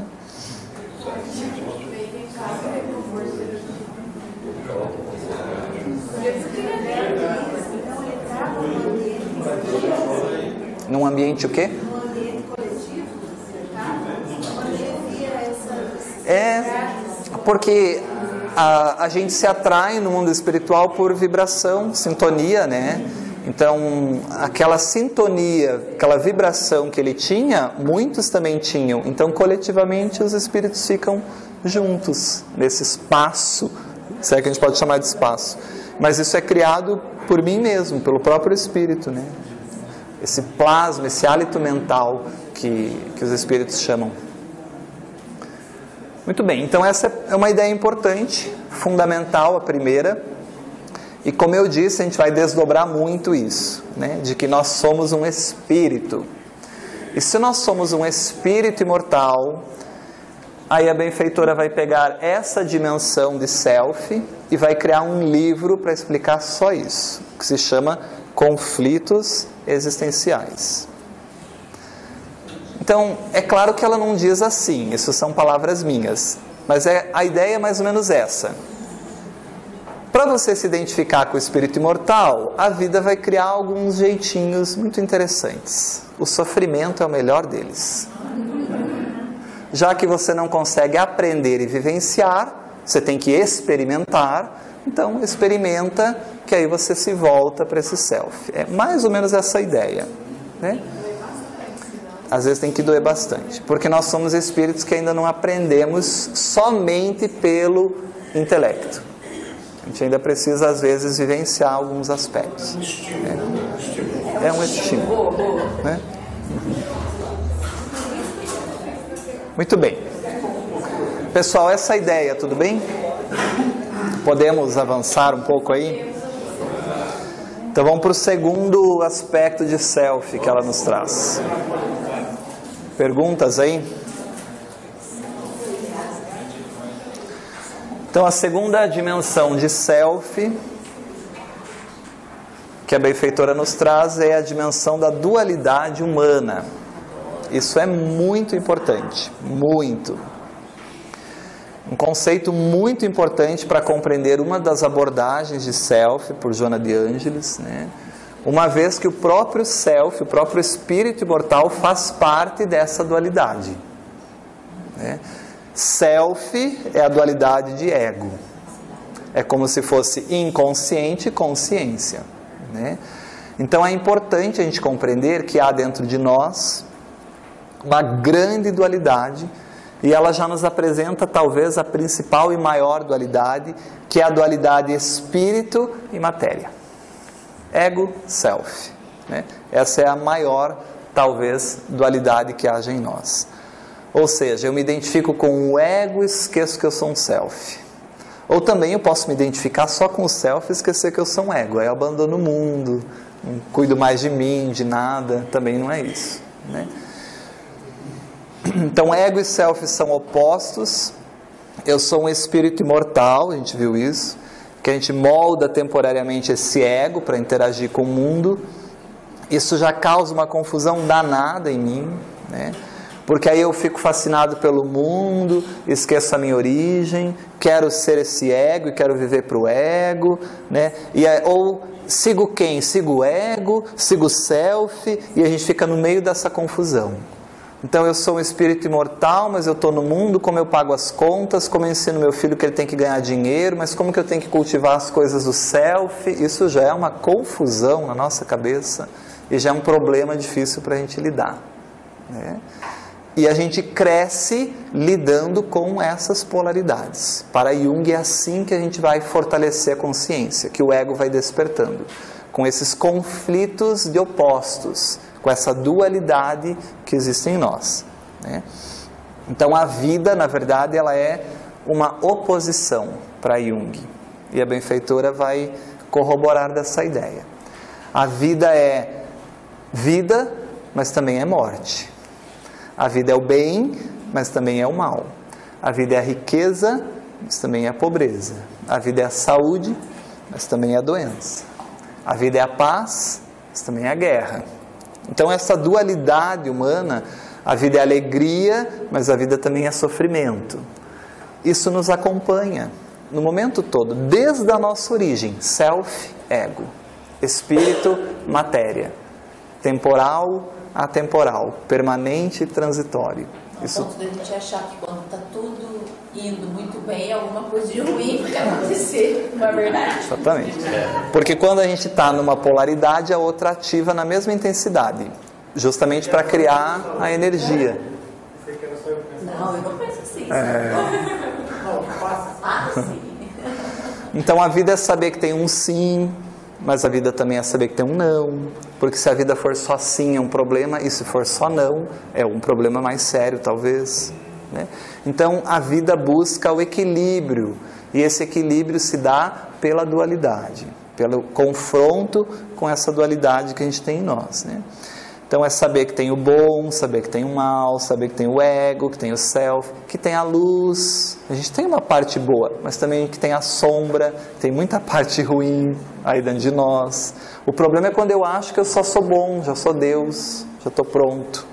né? Ou quando eu acho que eu sou só ruim, não sirvo para nada, só tem coisa ruim em mim, quando eu estou identificado só com essas polaridades. Então, para Jung, e a benfeitor usa essa ideia, o objetivo da vida é a plenificação, é a realização do que eu sou em essência, que é o self. Esse é o objetivo da vida. Agora, como que vai ocorrer essa plenificação, essa realização do self? Por um amadurecimento do ego para olhar para o self e se relacionar com esses conteúdos. E esse amadurecimento do ego ocorre numa batalha psicológica de opostos. É assim que a gente vai experienciando a vida, né? Porque a vida unilateral, só de um jeito, ela é muito perigosa. É o Hanan que a gente abordou, né? A única maneira de ser, a única maneira de agir, a única maneira de pensar, quem se considera extremamente certo nas suas decisões, nas suas posturas, nas suas atitudes, demonstra uma visão unilateral, demonstra um alto desconhecimento de si mesmo. Poderia dizer que é uma neurose. É uma neurose. Já vamos chegar lá. É uma neurose. É dito e feito. Porque o ser que se plenifica, ele nunca é isso. Ele está sempre em construção. Hoje eu estou assim, amanhã pode ser que eu mude, pense diferente. Eu achava que era assim, hoje a vida me mostrou que realmente é melhor desta maneira. Então, quando a gente está nesse processo de aprimoramento, a gente está sempre aberto às escolhas, aos questionamentos, a reavaliar condutas, a mudar posturas, que não é uma visão unilateral da vida. É sempre uma pessoa que está aberta, que está proposta, né, a essas polaridades, a esse trânsito entre as polaridades. E o ideal é chegar num equilíbrio entre essas polaridades, o que é difícil. Ainda é, mas nós vamos chegar no equilíbrio dessas polaridades. O ego e o self integrados. O pai, self, e eu, ego, somos um. Como Jesus dizia, eu e o pai somos um. Essa é a integração. Eu, ego, o pai na visão do pai em mim, self, Deus interno, integradinho um com o outro. Aí é o ego que se relaciona com o self, que serve o self, que está no mundo, mas não é do mundo, que vivencia o mundo respeitando o self. Aí é uma maravilha, né? Mas aí nós já vamos estar num mundo feliz, quando chegar nesse nível consciencial, né? Mas até chegar no mundo feliz, o ego desperta no mundo de provas e expiações, no mundo de regeneração, no mundo de transição, levando paulada, levando conflitos. Os conflitos existenciais nos fortalecem nessa dualidade, né? Perdendo para ganhar. Isso aí. Toda vez que o ego, então, só vê um lado seu, né? Toda vez que o ego está focado apenas num lado, o holofote está focado só para um aspecto, ele perde contato com todo o aspecto da sombra. Porque o holofote está focado só na porta. Então tudo que o holofote não foca é escuridão. E ele acha que isso aqui não existe. Ele tem uma visão unilateral da vida, ele acha que é só aquilo ali que ele acredita que existe, e ele perde contato com a sombra. E quando eu perco contato com a sombra, isso é muito crítico, porque atrasa o meu crescimento, a minha evolução. O ideal é o holofote que vai mudando as direções, iluminando os aspectos sombrios, vai percebendo que também o relógio faz parte dele, que aquela caixinha de som faz parte dele, que esse quadro projetado faz parte dele, e não só a porta. E é quando ele percebe então que o egoísmo faz parte dele, que a vaidade faz parte dele, e que várias deficiências também fazem parte dele. Mas para isso esse holofote tem que virar para essa sombra. E quem proporciona que esse holofote vá ficando mais forte? As situações da vida, os conflitos, as dificuldades. Eu só pensava desse jeito, até que eu passei por essa experiência. Hoje eu penso muito diferente a vida. A minha vida estava voltada para isso, até que agora, depois dessas situações, a minha vida tomou outro rumo. Quantas pessoas perdem o emprego e acham que vão morrer? Como é que eu vou pagar a conta? Como é que eu vou sustentar a família? E às vezes aquela perda do emprego é o self chamando o ego para olhar para si, impulsionando os potenciais criativos da alma, e as resoluções vêm, e depois de um tempo ele diz assim: a melhor coisa que me aconteceu foi eu perder o emprego. Parece que é fora, mas é o self, é dentro. Sabe o exemplo que você deu no outro ano, que a gente estudou isso, que eu estou aqui colando? Que fala desse confronto com essa dualidade, e o exemplo do homem da caverna, matar ou morrer. E essa violência o faz pensar o lado oposto. Sim. Até chegar uma hora, será que precisa ser assim essa relação com a natureza? Maravilha. E aí a humanidade vai evoluindo. Exatamente. Eu me lembro que eu fiquei tão impactada com esse exemplo, né? De, nossa, será que precisa ser essa violência para a gente sobreviver? Não, precisamos mudar. E não deixa de ser um pouco do inconsciente coletivo, né? Exato. E é pela experienciação que a gente vai fortalecendo essa consciência para essas modificações. Mas quem coordena esse processo? Assim como o Cristo coordena o processo evolutivo do planeta, o Self coordena o nosso processo evolutivo interno. Então o inconsciente junguiano não é um inconsciente qualquer. Ele tem uma sabedoria. Ele impulsiona a gente para uma meta, querendo o ego chegar lá ou não. Às vezes o ego está tão desfocado que o Self dá uma ajudazinha. Mas o ego vai odiar essa ajudazinha. Porque essa ajudazinha pode ser um câncer. Que para o Self vai ser uma grande experiência iluminativa de realização. Para o ego, um grande sofrimento. Agora, se relacionar no porquê e no significado que está em ti, aí a gente supera isso.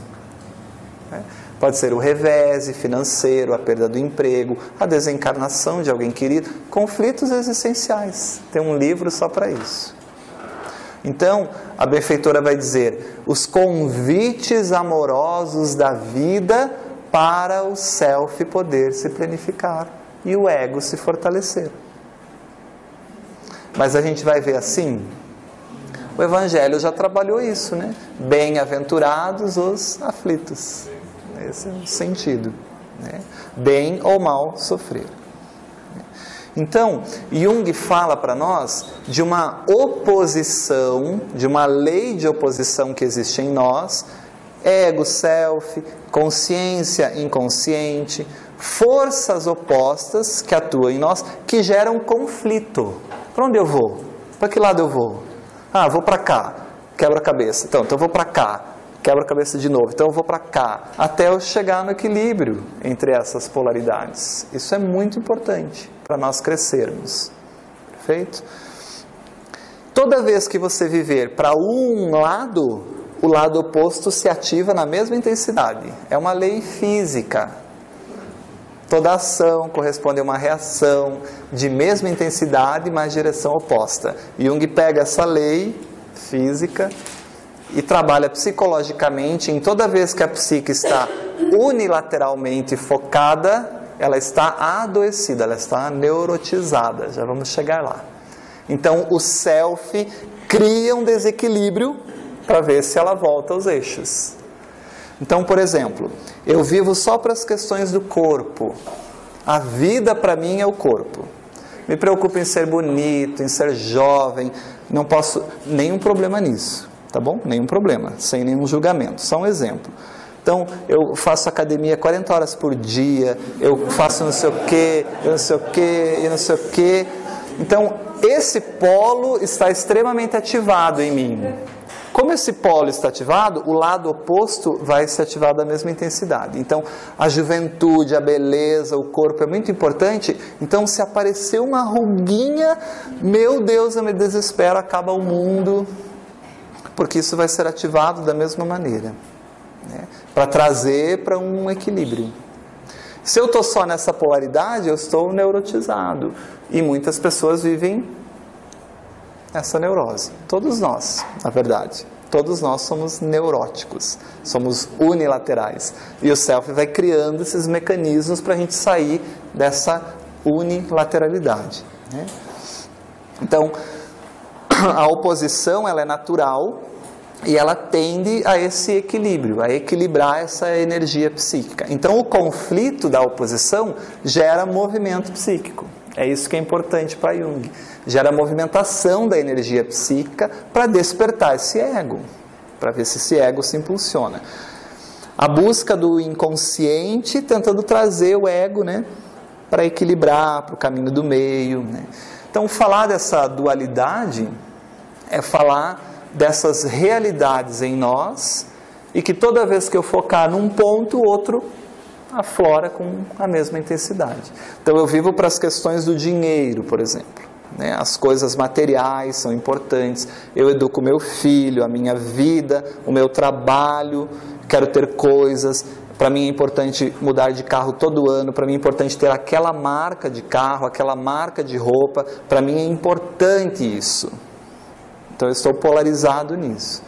Daí a vida, o self, cria algum movimento, me traz um conflito existencial qualquer, um sofrimento, para eu perceber que a vida talvez é mais do que isso. Ou não é só isso. Porque não há nenhum problema. Mas há o problema quando é só isso. E às vezes é uma supervalorização mesmo, né? Você está vivendo uma situação que você está supervalorizando, não precisaria ser daquela forma, e aí tem o convite da vida. Perfeito. Que te mostra, ó, você, enquanto você supervalorizar isso, vai acontecer aquilo. Maravilha. E o conflito, que é o aquilo, você está vivendo. Tá bom viver esse conflito? Você quer ficar no conflito ou você quer dar o verdadeiro valor para a situação? A escolha é nossa, né? Perfeito. Então, muitos de nós vamos valorizar a saúde quando? Quando adoecermos. A polaridade, né? Muitos de nós só vamos valorizar o cuidado e os benefícios do cuidado com a saúde quando a gente cair no hospital. Daí eu posso fazer um movimento oposto. Não, então agora eu vou valorizar a saúde e eu fico 40 horas cuidando da saúde. Polarizei para o outro lado. Até que eu vá trabalhando o equilíbrio. Tem que chegar no equilíbrio. Isso é um movimento psíquico que a gente vai fazendo. Perfeito? E isso aí está no Evangelho segundo o Espiritismo, no capítulo Sede Perfeitos, quando bem no meio se fala cuidar do corpo e do espírito. Maravilha. Então ele fala desse olhar para os dois pontos, porque se você ficar só no espírito e esquecer do corpo, já não dá certo. E também não é para abandonar o corpo, e também não é para viver só para o espírito. Então, é um equilíbrio. Esse meio termo, ele é já uma forma bem básica da gente pensar nos dois pontos, né? Maravilha. É insustentável, né? Se a gente for ver a unipolaridade, ela é insustentável, ela não se sustenta. Sim. Pensa, você sai do seu junk food lá e aí você foi parar no hospital e sai para uma vida extremamente saudável. E aí você vai lá para o outro polo. Você não vai conseguir sustentar aquilo por uma semana, você já vai desistir na segunda. Exato. Por que não fazer gradualmente, né? Tem que partir logo para o outro polo. Perfeito. Então a gente brinca que é de um polo ao outro em um segundo, né? Sim. Então não é sustentável. Agora, O Buda era psicológico. o caminho do meio, né? Então, essas oposições são importantíssimas para o nosso nível consciencial ainda, porque a gente é por meio delas que gera esse conflito, e o conflito não é ruim, pelo contrário, ele gera um movimento psíquico para a gente buscar esse equilíbrio, né? Então esses conflitos geram um movimento e gradativamente a gente vai despertando, ó, é um despertar gradual do ego ao self, né? Nós vamos aprofundar mais essa questão da dualidade mais adiante, quando a gente falar da bipolaridade psíquica. A benfeitora aborda um capítulo todo do livro para esse aspecto da dualidade. Só temos que entender, por enquanto, que o self também tem essa conotação de dualidade, no próprio ego-self, a maior dualidade em nós, né? Espírito, matéria. Mas por mais que eu viva para uma polaridade, esse self é uma força impulsionadora que leva a psique a despertar para esse equilíbrio. Não tem como nós fugirmos disso, né? Agora, essa dualidade, ela está representada muito bem no Evangelho, né? E na vida de Jesus, quando a gente tem que fazer uma escolha na nossa vida. Então, Pôncio Pilatos teve que fazer uma escolha: libertar Jesus ou libertar Barrabás. E a benfeitora Joana de Ângeles vai dizer que essa escolha entre Jesus e Barrabás simboliza psicologicamente as escolhas entre as dualidades que nós temos que fazer. Então, psicologicamente, Jesus representaria as possibilidades do self e Barrabás os aspectos do ego.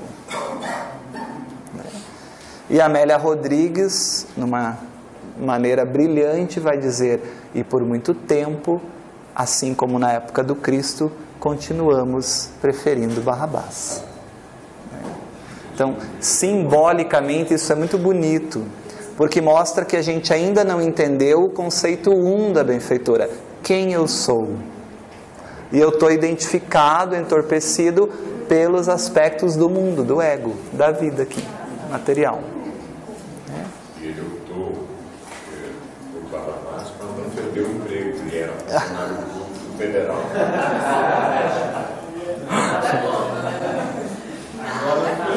Agora, eu escolho Barrabás, mas um pouquinho mais à frente eu me frustro, eu caio, mas eu amadureço, cresço, me fortaleço, desperto para novas realidades em mim, para quem sabe futuramente poder escolher Jesus. Esse é o sentido dessa dualidade, né?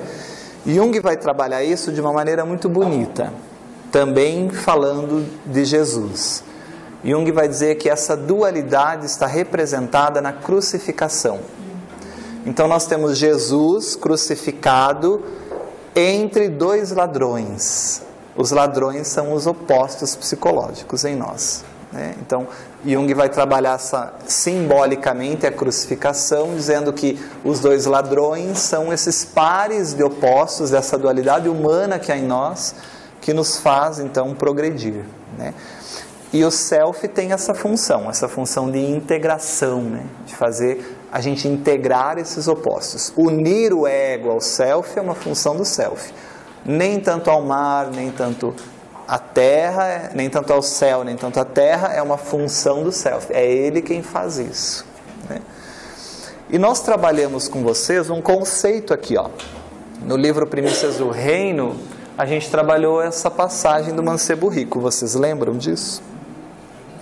Aqui, a gente não abordou naquele momento, porque não era oportuno didaticamente, mas agora é.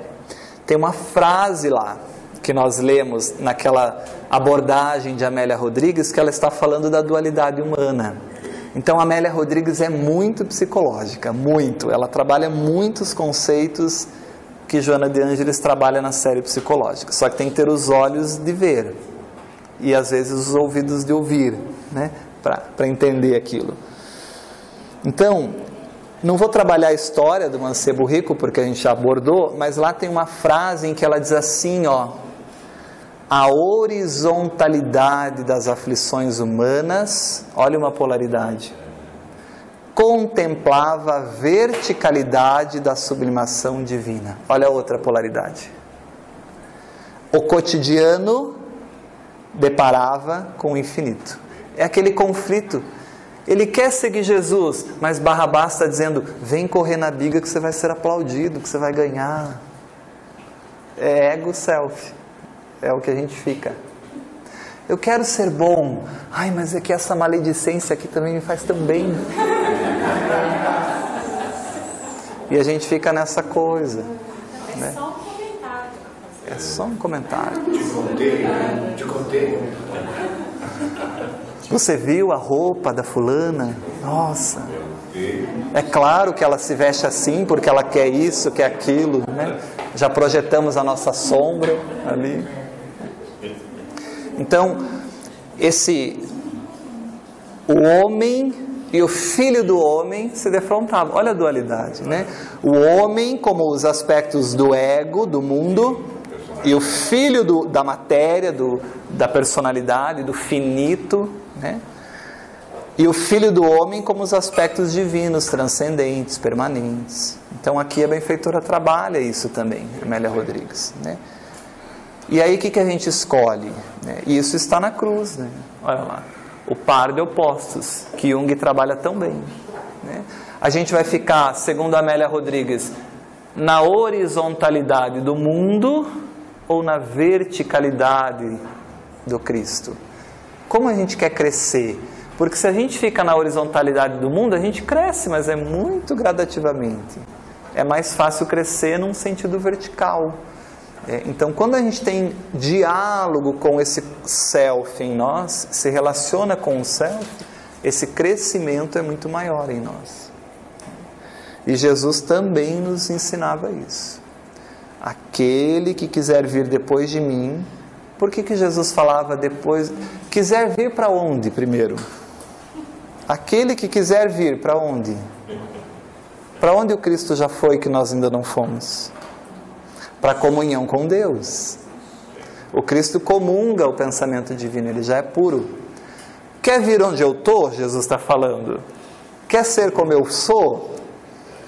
Quer entender Deus? Quer ser puro? Quer ser crístico? Quer ter um planeta aí para governar? Uma bola? Esse é o convite.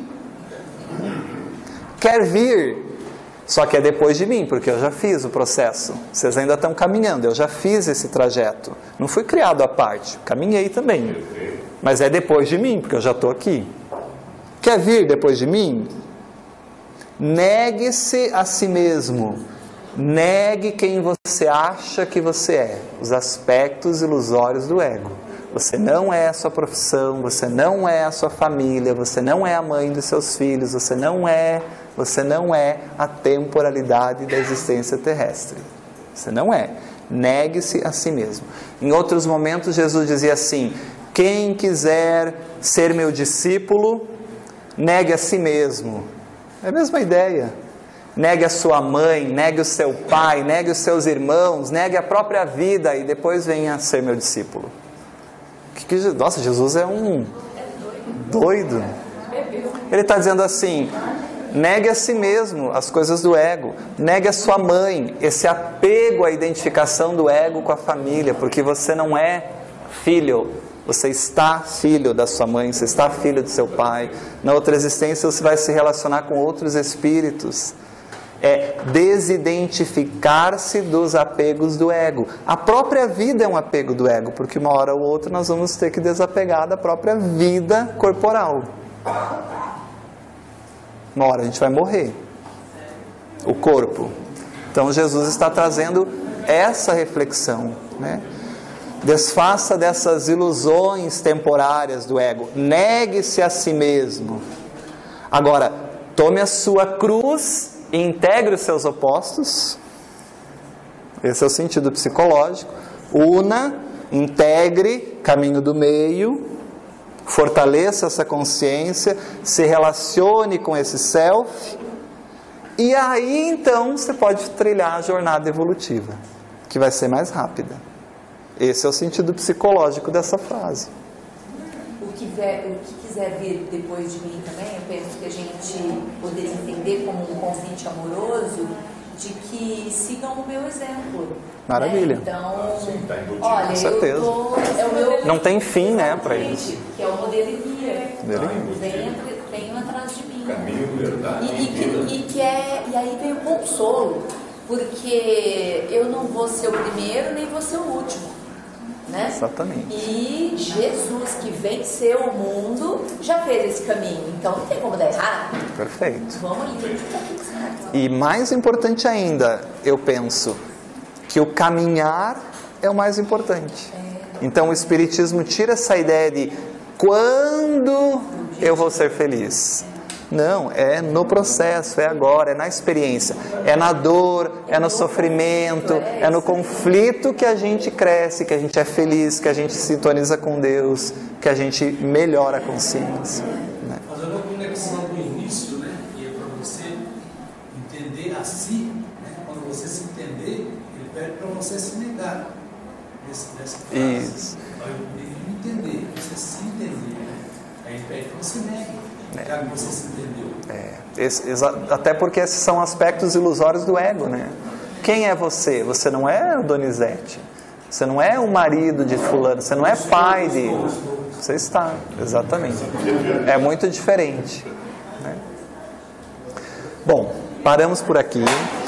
Uma primeira ideia de self, né? Ainda tem mais coisas para a gente discutir. Mas no próximo encontro a gente aprofunda um pouco mais, beleza?